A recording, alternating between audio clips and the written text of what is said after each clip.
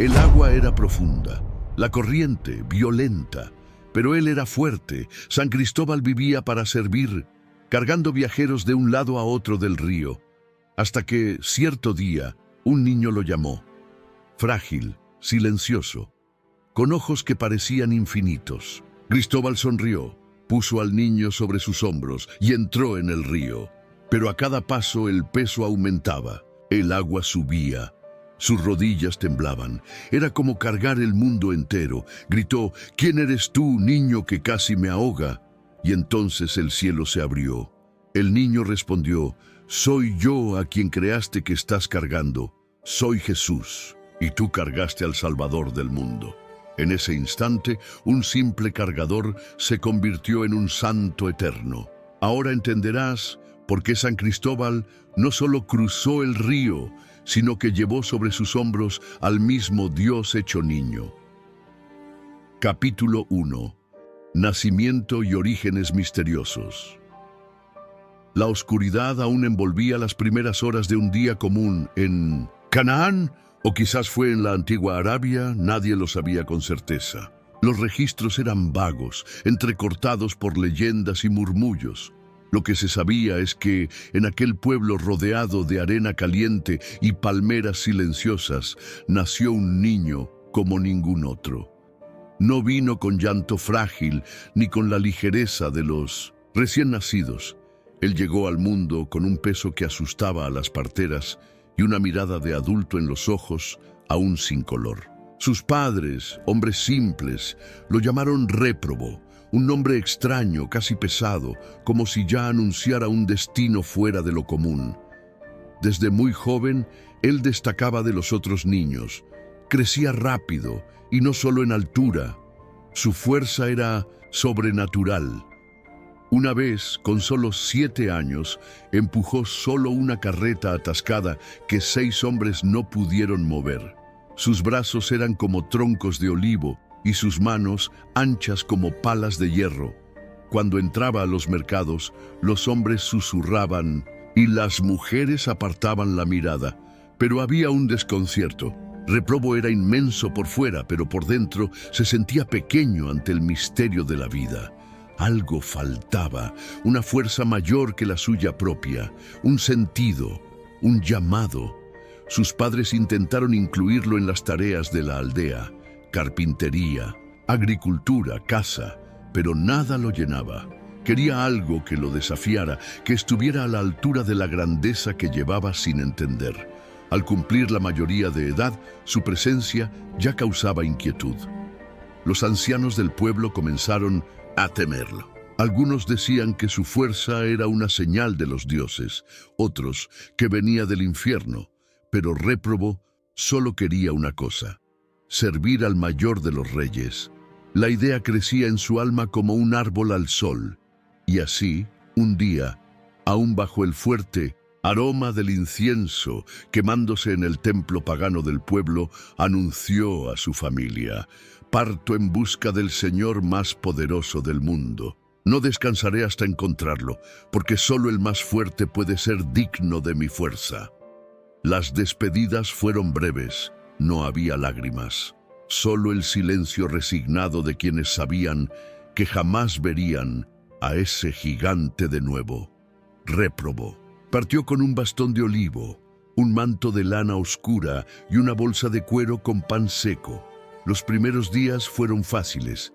Caminaba kilómetros sin descansar. A cada paso, el viento caliente del desierto besaba su piel como si el mismo cielo quisiera guiarlo.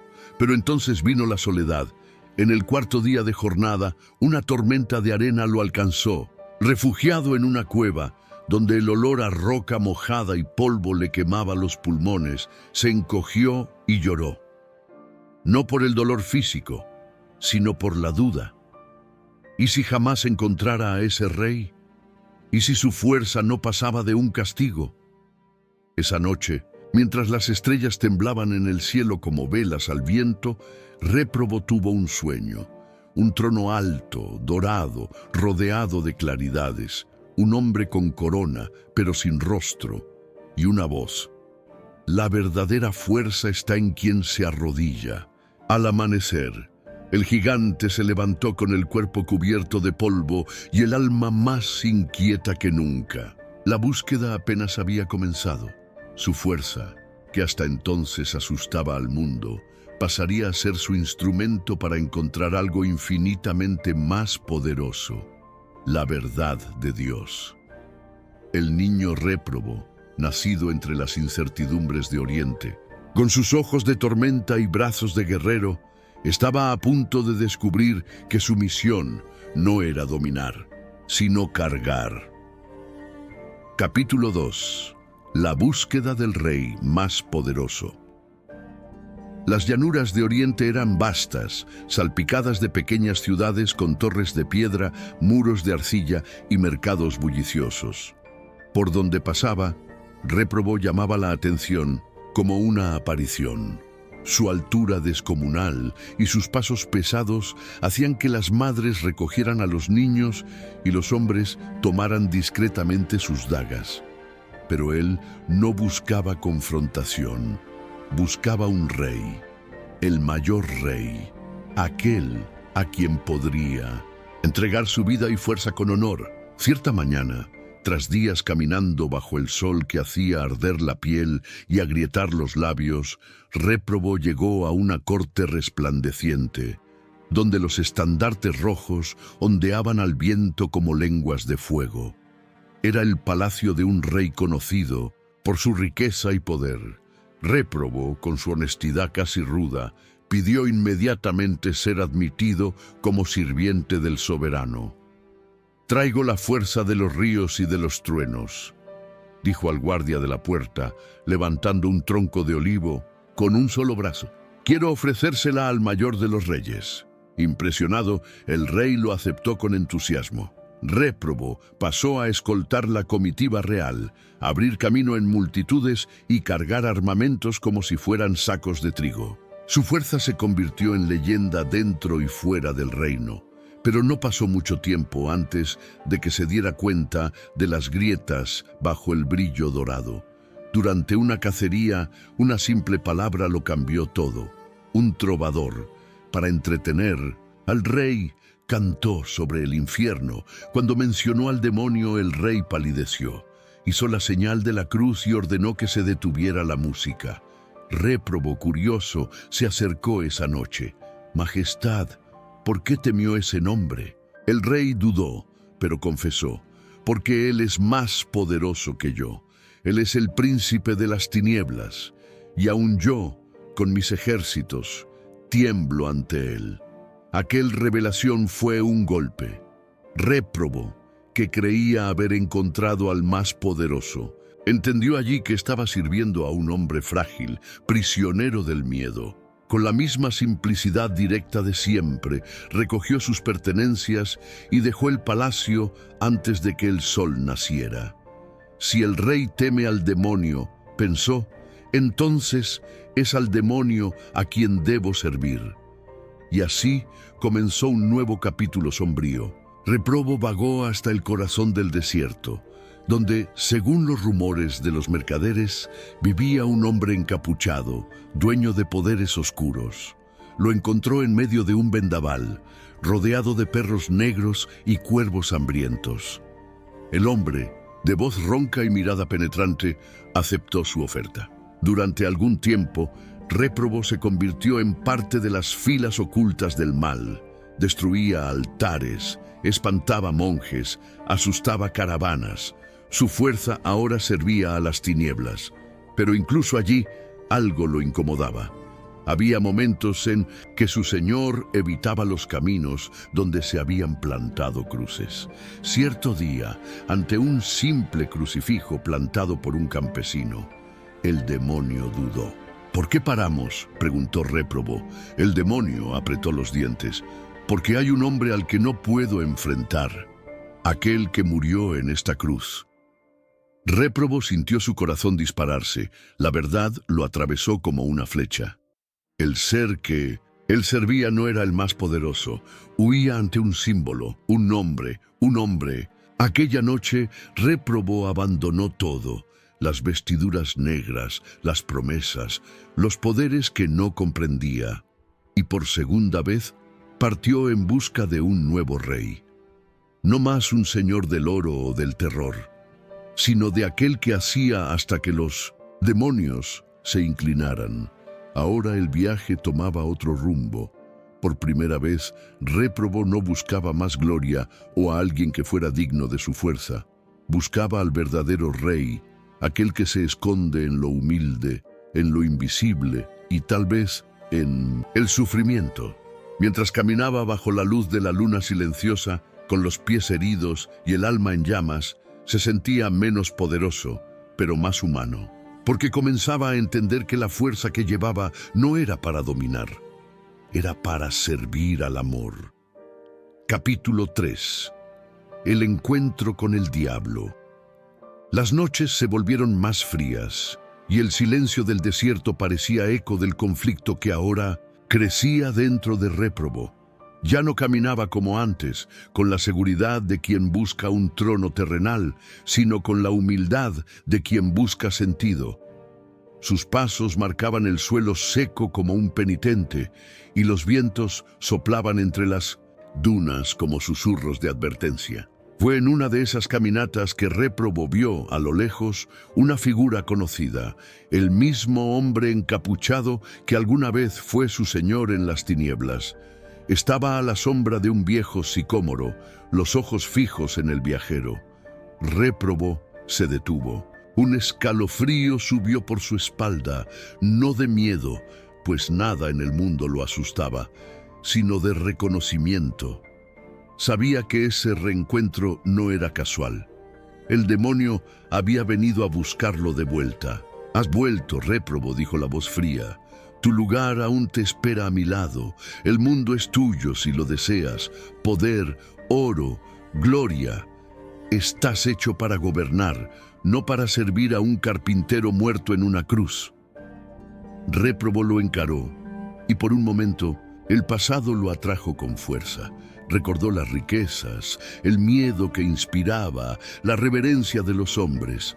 Pero entonces recordó el instante en que vio al diablo retroceder ante un crucifijo de madera simple. «Si tu poder se inclina ante un muerto», respondió con firmeza, «entonces elijo morir también, pero morir para ti». La mirada del demonio se volvió gris. El viento cesó. Un silencio fúnebre flotó por segundos eternos. Entonces, sin más palabras, desapareció como humo soplado al viento. Réprobo cayó de rodillas. Las lágrimas corrían por sus mejillas ásperas. Por primera vez lloraba no por tristeza, sino por liberación. Y esas lágrimas ardían como fuego sagrado, quemando las últimas cadenas de su alma. Siguió adelante, más ligero, pero ahora movido por algo nuevo: fe. Durante días caminó hacia las montañas, hasta encontrar a un viejo ermitaño, con el rostro esculpido por el tiempo y ojos tan profundos como un pozo. El hombre vivía en una gruta donde el aroma de la cera de las velas se mezclaba con el olor a moho e incienso seco. Era allí donde Réprobo esperaba encontrar respuestas. «Vine a buscar al verdadero rey», dijo el gigante con la voz entrecortada. El ermitaño lo miró con ternura y apuntó hacia una cruz de madera clavada en la pared de la cueva. «Él ya te encontró, hijo mío. Solo necesitas conocerlo». En los días que siguieron, el ermitaño le explicó los misterios de la fe cristiana. Habló de un Dios que se hizo hombre, de un rey que nació entre animales, de un Señor que lavó los pies de sus siervos. A cada palabra, Réprobo sentía su alma arder. La fuerza que un día usó para amedrentar, ahora pulsaba para proteger. El ermitaño, con sabiduría y paciencia, le reveló la cruz, no como símbolo de derrota, sino de victoria sobre el mal. «Pero, ¿cómo puedo servir a este rey?», preguntó Réprobo, ansioso. «No sé rezar ni predicar, apenas sé las escrituras». «No», el viejo sonrió. «Usa lo que tienes, usa tu fuerza. Dios no te creó fuerte por casualidad». Esa noche, mientras el cielo estrellado parecía vigilar sus pensamientos, Réprobo entendió. Su fuerza sería instrumento de salvación, no de conquista. No necesitaba hablar bellas palabras, bastaba amar y servir. Al amanecer recibió un nuevo nombre, Cristóbal, que significa aquel que carga a Cristo. Una promesa silenciosa flotó sobre su alma. Él, que había servido a reyes y demonios, ahora llevaría al propio Dios. El gigante convertido descendió de la montaña con el corazón más ligero que el bastón en su mano. El mundo estaba esperando. La misión comenzaba ahora. Capítulo 4. La conversión y la búsqueda de Cristo. Al descender de la gruta, Cristóbal traía el corazón inflamado y la mente en silencio. El mundo aún era el mismo, árido, ruidoso, implacable, pero algo en sus ojos había cambiado. Llevaba la firmeza de quien ha sido domado no por la fuerza de otro hombre, sino por la presencia invisible de Dios. El nuevo nombre pesaba dulcemente sobre él, Cristóbal, aquel que lleva al Cristo. Pero, ¿cómo cargar al Cristo? ¿Dónde encontrarlo? ¿Cómo servirlo si él ya había ascendido a los cielos?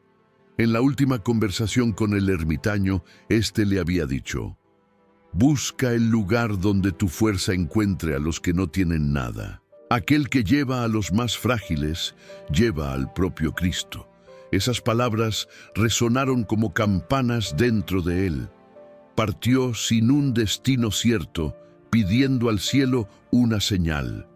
Días después, llegó a un pequeño pueblo donde un río ancho cortaba la carretera principal. Era una travesía peligrosa. Las aguas, oscuras y furiosas, llevaban consigo carretas, animales e incluso personas. Los barqueros pedían sumas exorbitantes. Muchos se quedaban de este lado esperando días mejores que nunca llegaban. Cristóbal observó eso por horas. La gente sufría. Los niños lloraban al ver a sus padres temerosos. Los ancianos se arrodillaban, pidiendo ayuda. Era allí, sin duda. No necesitaba púlpito, ni templo, ni palabras. Allí estaba el altar de su vida. Construyó con sus propias manos una cabaña rústica a la orilla del río. Comenzó a ayudar a todos los que llegaban allí. Cada día entraba en las aguas, que muchas veces le golpeaban en el pecho, y cargaba personas sobre sus hombros, como si fueran plumas. Ancianitas, mujeres embarazadas, niños enfermos. Sus manos fuertes se convirtieron en escudo, sus brazos en puente. Los que antes huían al verlo, ahora se arrodillaban en gratitud. Cierta tarde, una tormenta se desató del cielo. El viento azotaba los árboles y las aguas del río rugían como fieras. Cristóbal estaba recogido, descansando su cuerpo fatigado, cuando oyó 3 golpecitos suaves en su puerta.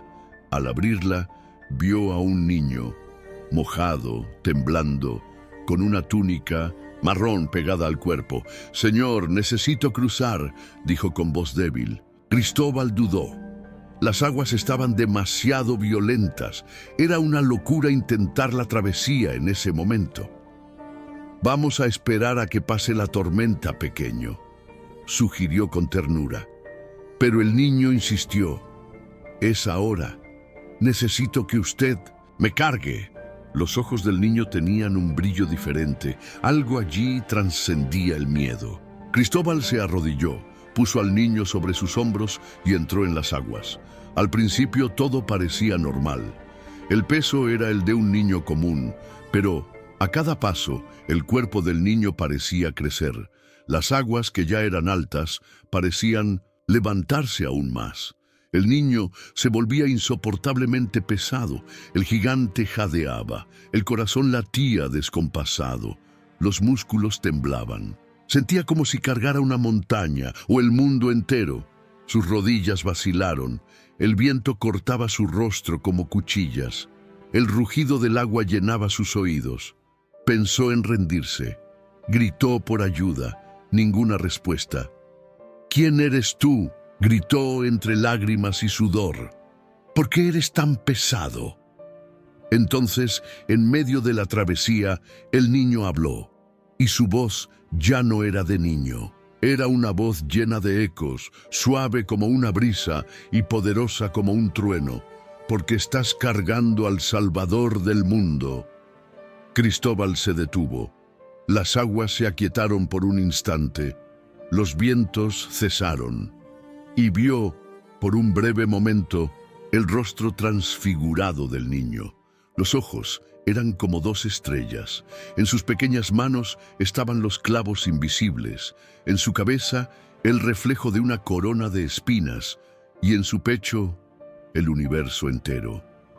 Al llegar a la otra orilla, el niño sonrió, bajó con ligereza y tocó la frente del gigante.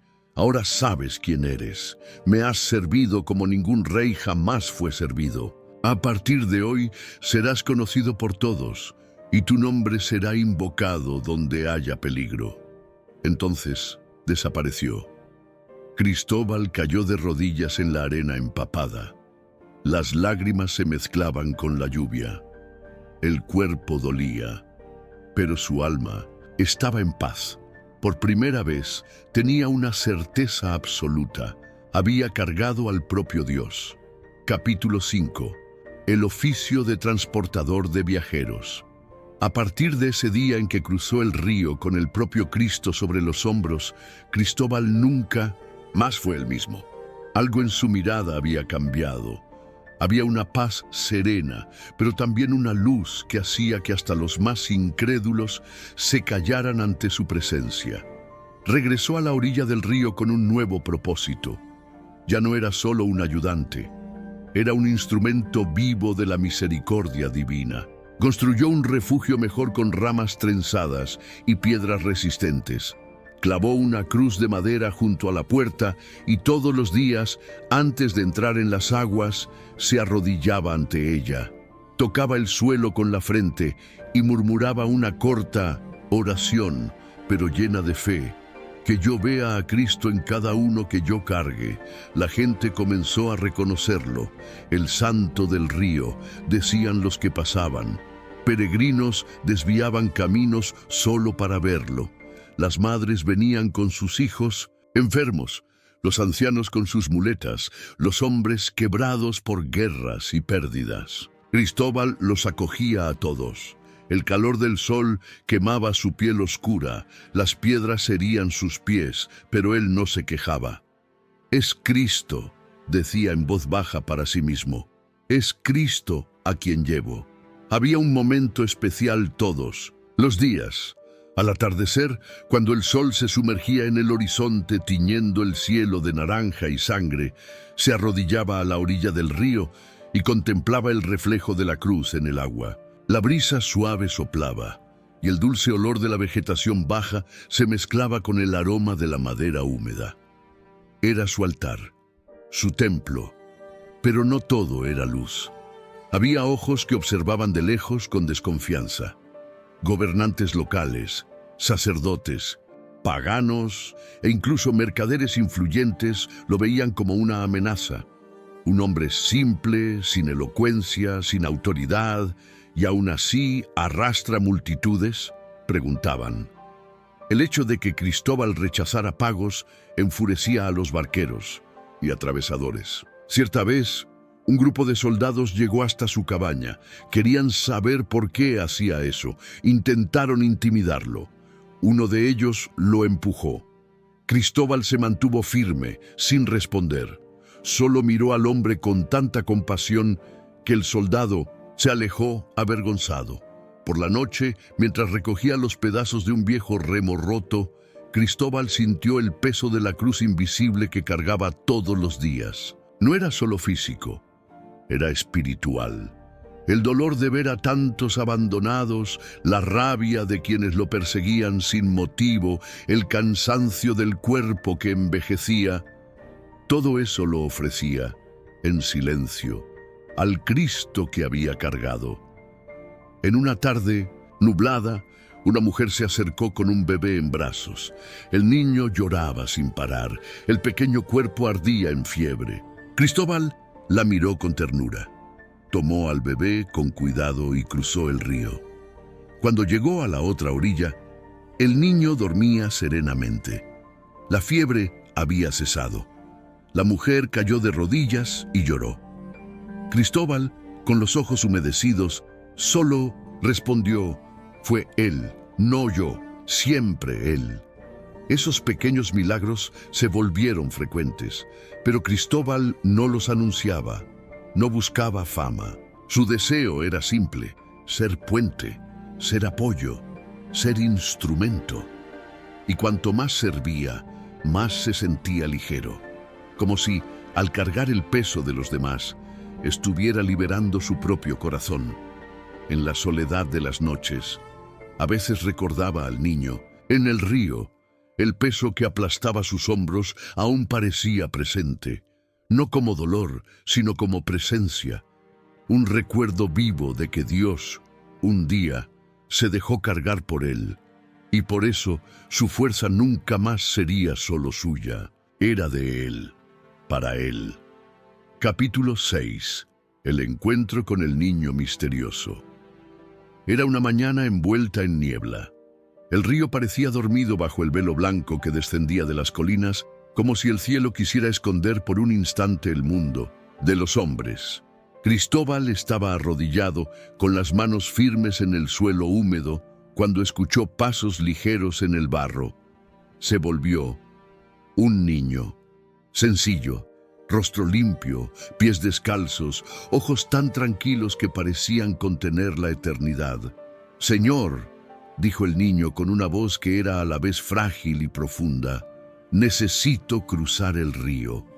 Cristóbal sonrió, ya acostumbrado a pedidos así. Extendió su mano grande y fuerte, tomando al niño con cuidado y colocándolo sobre sus anchos hombros. Las piernas pequeñas reposaron al lado de su cuello, como si fueran ramas frágiles en un árbol milenario. Entonces entró en el agua. En el primer paso sintió el habitual frío del río.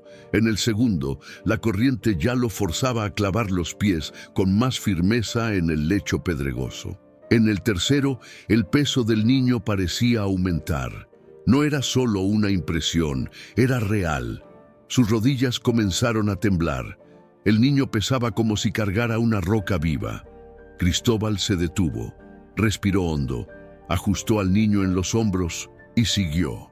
A cada paso, el peso aumentaba.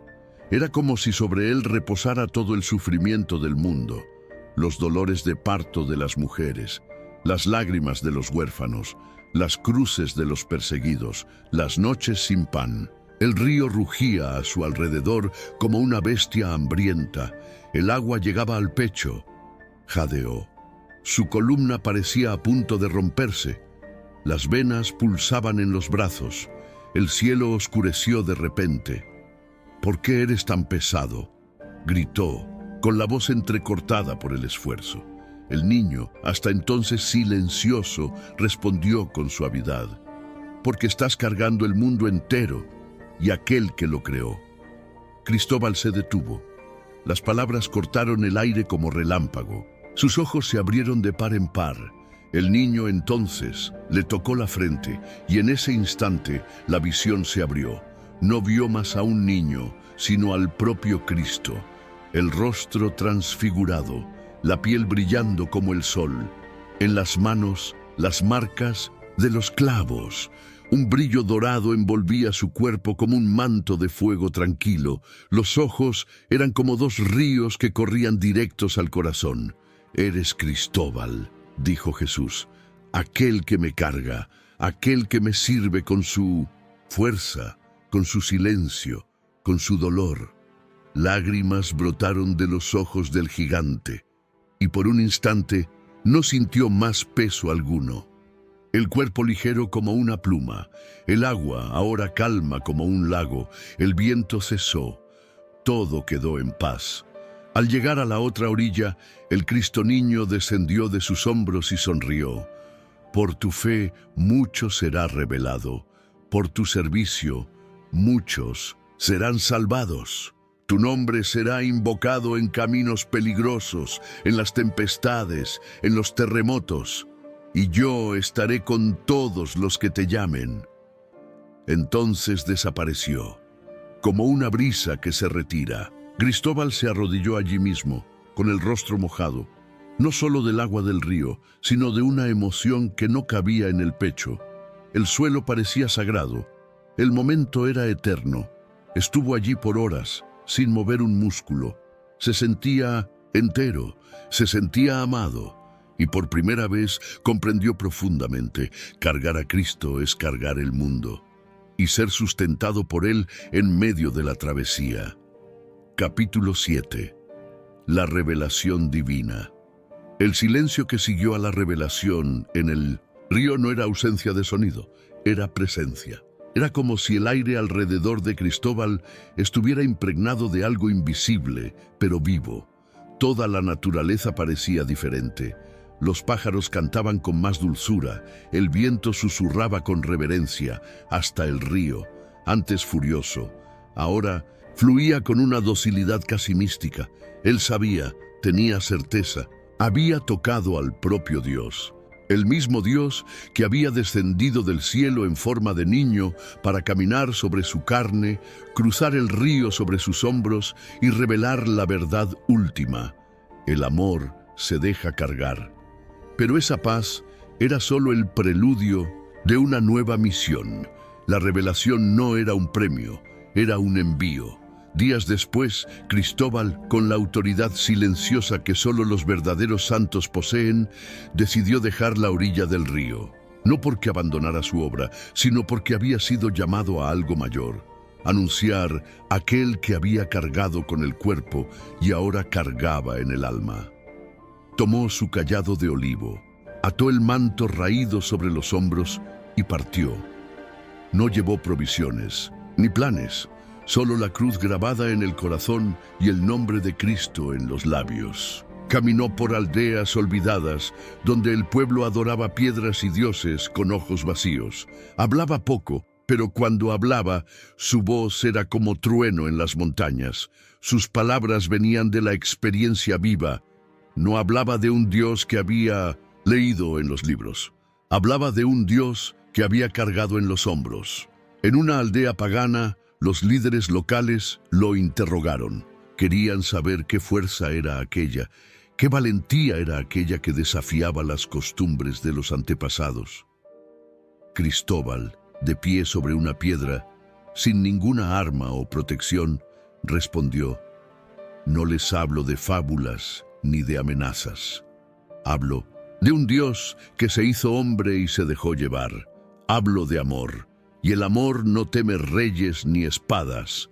La multitud se conmovió, pero los sacerdotes locales lo denunciaron al gobernador. Decían que profanaba a los dioses, que confundía al pueblo con historias nuevas y peligrosas. Y así, en una madrugada sin estrellas, soldados irrumpieron en la tienda donde Cristóbal dormía. Fue llevado encadenado, como si fuera un criminal. La prisión era oscura, húmeda, infestada de ratas. El olor a moho y sudor hacía que el aire fuera casi irrespirable, pero incluso allí Cristóbal oraba, cantaba bajito los salmos que había aprendido con el ermitaño, tocaba la pared de piedra como si fuera un altar. Los guardias se burlaban, le golpeaban con varas, pero él no respondía. Sus manos, tan fuertes para cargar el mundo, ahora se doblaban en paz. «¡Maldito sea tu Cristo!», gritó uno de los soldados, escupiéndole en la cara. Cristóbal lo miró con ternura. Ya fue. Y aún así bendijo a todos, hasta a los que lo escupieron. El gobernador, furioso con la resistencia serena del gigante, ordenó torturas terribles. Lo ataron a una rueda de hierro incandescente. Sus gritos no vinieron, solo gemidos contenidos, mientras sus ojos fijaban el cielo. Lo arrojaron a un pozo de aceite hirviendo. Su cuerpo crujía, pero su alma parecía intocable. Era como si aquel que había cargado ahora lo llevara en medio del dolor. En un intento final de humillarlo, le ofrecieron libertad a cambio de un sacrificio a un ídolo. Cristóbal se negó. Lo acercaron a la estatua dorada. La miró con desprecio sereno. y con un simple toque de su mano herida, la imagen se agrietó y cayó hecha pedazos ante todos. El pueblo se cayó. Los sacerdotes huyeron. Fue la gota que colmó el vaso. El gobernador ordenó la ejecución. En la mañana de la sentencia, Cristóbal fue conducido al lugar del suplicio. El sol nacía, tiñendo el cielo con tonos de sangre y oro. Las mujeres lloraban. Los hombres en silencio inclinaban las cabezas. Cuando se arrodilló, Cristóbal pidió solo una cosa: déjenme orar. Y allí, con las rodillas en el suelo seco y los ojos mirando hacia lo alto, oró. No por sí mismo, sino por todos los que aún cruzarían sus propios ríos, por todos los que cargarían pesos, dolores, pérdidas. El golpe vino rápido, el cuerpo cayó, pero el alma subió como incienso invisible, y en ese instante un niño enfermo que nunca había caminado dio sus primeros pasos al tocar la cruz, incrustada en el suelo donde Cristóbal había orado días antes. Él se había ido, pero su nombre, susurrado en el viento, quedaría para siempre con los que viajan, los que cruzan, los que cargan y los que tienen fe. Capítulo 8. La misión de evangelizar y el martirio. El cuerpo de Cristóbal yacía sin vida, pero algo permaneció en pie en ese campo de ejecución: la fe. Una fe tan viva, tan incandescente, que comenzó a brotar entre los que lo vieron morir.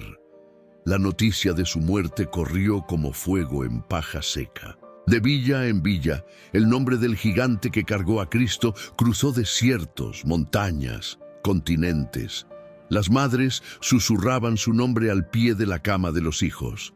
Los viajeros lo trazaban en el aire antes de seguir camino. Los marineros incrustaban su imagen en los mástiles de los barcos. Un nuevo capítulo comenzaba: el tiempo de los milagros. No era más solo la historia de un hombre, era la presencia de un intercesor. Dicen que cierta vez un niño se ahogaba en un río violento.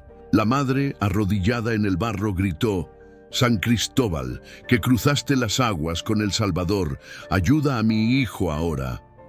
Y la corriente cesó. El niño apareció flotando, sereno, con los ojos abiertos hacia el cielo. Otro relato hablaba de un soldado en plena batalla. Las flechas cruzaban el aire como enjambres de abejas furiosas. Se arrodilló y rezó: «San Cristóbal, protéjame en la travesía entre la vida y la muerte». Ninguna flecha lo alcanzó. Salió ileso, y su conversión fue inmediata. Las historias se acumulaban. Un padre registraba todo en pergaminos. Un artesano comenzó a tallar pequeñas imágenes de un hombre fuerte con un niño en los hombros. Las imágenes se multiplicaron. Pendían en el cuello de caballeros, eran enterradas con los muertos, eran llevadas en las bolsas de los peregrinos. En la ciudad de Licia, donde Cristóbal fue martirizado, se levantó una pequeña capilla sobre el lugar de su martirio. Pronto se convirtió en santuario. Las velas nunca se apagaban. El olor a incienso se mezclaba con el perfume de flores silvestres dejadas por las mujeres que venían a rezar por sus maridos viajeros. Las piedras de la pared absorbían las lágrimas de las madres y el silencio del lugar solo era roto por los sollozos de fe. Pero algo aún más profundo sucedía. La gente comenzó a verse en Cristóbal, no más como el gigante invencible, sino como el hombre que dudó, que sirvió al mal, que cayó de rodillas, que encontró al Cristo y lo cargó incluso sin entender. Se había convertido en espejo de quien busca, de quien sufre, de quien sirve en silencio. En un pequeño pueblo europeo, siglos después, una anciana fue rescatada de una inundación tras clamar a San Cristóbal. Cuando le preguntaron por qué lo había invocado, respondió con voz temblorosa: «Porque él conoce las aguas profundas y conoce a quien salva». La gente comenzó a esculpir su nombre en puentes, puertas de iglesias, entradas de ciudades. En cada camino peligroso, su imagen estaba allí. Y veces con ojos dulces, otras veces con expresión firme, siempre con el niño en los hombros, como un recuerdo vivo de que la travesía de la vida no se hace solo. Y incluso cuando su devoción fue cuestionada, disminuida, olvidada en calendarios, resistió en los corazones humildes, porque ningún decreto es más fuerte que la memoria de quien experimentó un milagro. Ningún silencio oficial apaga el susurro de la fe. Cristóbal se había convertido en santo, no porque la Iglesia lo declarara, sino porque el pueblo lo reconoció, porque su vida resonaba en las historias de todas las mujeres que cargan a sus hijos, de todos los hombres que enfrentan ríos oscuros, de todos los ancianos que ya no tienen fuerzas y piden que alguien los lleve al otro lado. Él, el portador de Cristo, ahora carga al mundo entero en sus oraciones eternas, y su voz, aunque silenciosa, aún atraviesa el tiempo diciendo: no temas el peso que llevas, si es por amor, es a Cristo a quien llevas en los hombros. Capítulo 9. La devoción popular y los milagros post-mortem. El tiempo pasó. Siglos vinieron y se fueron. Imperios cayeron, caminos cambiaron, mapas fueron rediseñados, pero el nombre de San Cristóbal permaneció, grabado en la piedra, murmurando entre las hojas, resonando en las campanas de las iglesias que lo guardaban como un faro para los que caminan por los caminos inciertos de la vida. Su imagen, simple y poderosa, se esparció por todos los rincones. Un hombre alto, de músculos definidos, con un bastón robusto en una mano, y sobre los hombros el niño Jesús. La mirada del santo siempre está hacia adelante, firme, valiente. La mirada del niño, serena, se posa sobre quien lo observa como quien dice: estoy contigo en la travesía. En la Europa medieval, ningún camino era considerado seguro sin la presencia de San Cristóbal. En tiempos de peste, guerras, terremotos y naufragios, el pueblo clamaba: San Cristóbal, llévame al otro lado. Y las historias milagrosas continuaban surgiendo. Un cochero atravesando un bosque oscuro juró haber visto a un hombre gigante caminando a su lado, iluminando el camino, con un bastón que brillaba como una antorcha. Un caballero perdido en las montañas invocó a San Cristóbal y encontró refugio bajo un árbol torcido, exactamente donde los monjes habían dejado una imagen del santo días antes. A pesar del paso del tiempo, cuando los hombres dejaron de andar a pie y comenzaron a guiar máquinas veloces, San Cristóbal fue llamado a nuevas carreteras. Surgieron medallas con su imagen colgadas en los espejos de los automóviles. Los conductores rezaban antes de encender el motor. Cristóbal, guía mis pasos, guarda mi camino. Él, el cargador de Cristo, se convirtió también en el protector de los que viajan. No importa el medio ni el destino. Pero quizás los milagros más profundos de San Cristóbal no estén en las historias espectaculares, sino en los momentos pequeños y ocultos.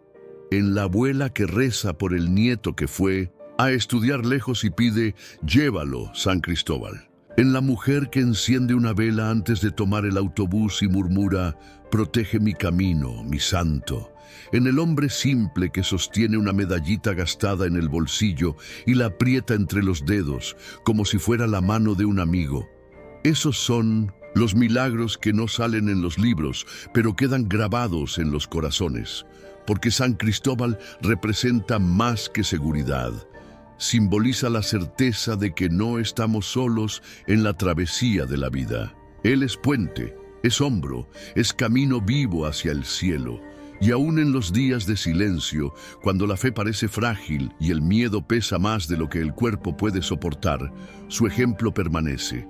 Aquel que sirvió a reyes cayó en el error, encontró a Cristo y lo cargó.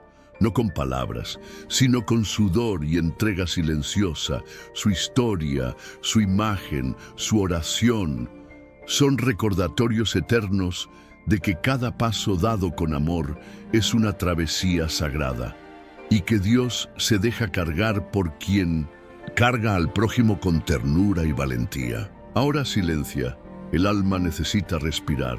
Respira hondo. Imagina los pies descalzos tocando la tierra mojada. El olor a incienso aún flota en el aire como un recuerdo vivo de quien oró antes que tú. Afuera, el mundo sigue corriendo. Coches, ruidos, preocupaciones. Pero aquí dentro, ahora, solo estás tú y Él. San Cristóbal, deja que tu mente repose en la imagen del gigante arrodillado, con el niño en los hombros. Recuerda que él también tuvo dudas, también sirvió al mal antes de encontrar el bien, también cargó a Cristo sin saberlo. Él te entiende, Él te escucha, Él camina contigo, y en este instante carga lo que pesa en tu corazón.